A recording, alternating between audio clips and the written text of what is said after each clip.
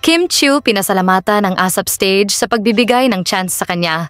Hello everyone! I'm Kim Chiu and as you can see, I'm from ASAP Batch 2006. Thank you sa ASAP dahil una, hindi talaga ako marunong sumayaw, kumanta at mag-host. Dahil sa ASAP, yun talaga ang naging parang dun ako hinubog ng panahon na nagtiwala na lang ako sa sarili ko at sila din nagtiwala din sa akin. Kaya ngayon, nakakapag-perform na ako.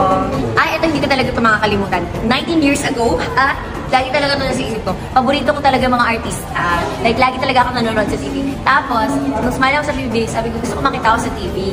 Tapos, yung unang salang ko ng ASAP, yun yung anniversary ng Star Magic.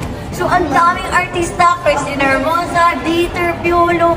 Hala, grabe. Sino ako dito? Sama pa sila Shaira, sila Maha. Ang dami talagang artista. Busog na busog yung mata ko. Sabi ko sa kasama ko, alam mo, pwede na akong uwi. Nakita ko na lahat. And to my ASAP family, thank you so much for bringing Kim Chiu in me as a performer. ASAP is the best. ASAP will always have a special place in my heart. Kaya naman, ASAP, happy 30th anniversary. I love you so much.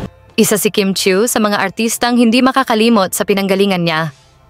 Sa ika-30 anibersaryo ng longest-running Sunday noontime show na ASAP ay muling nagpasalamat ang aktres sa kanyang ASAP family sa pagbibigay ng tiwala at pagkakataon sa kanya noong nagsisimula pa lamang siya sa showbiz. Sa kanyang mensahe ay inalala ni Kim ang mga unang taon niya sa industriya kung saan binigyan siya ng ASAP ng stage para maipakita ang kanyang talento sa pagsayaw, pag-arte at pagkanta.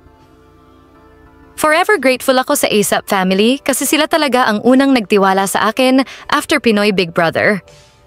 Doon ako unang nakatapak sa malaking stage at doon ko rin nahanap ang confidence ko bilang performer.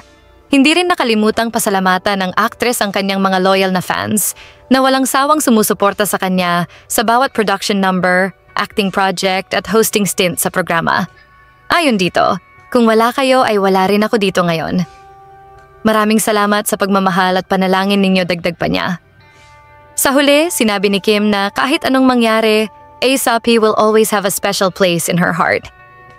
ASAP is not just a show kasi it's family. Dito ako lumaki at dito ako natuto.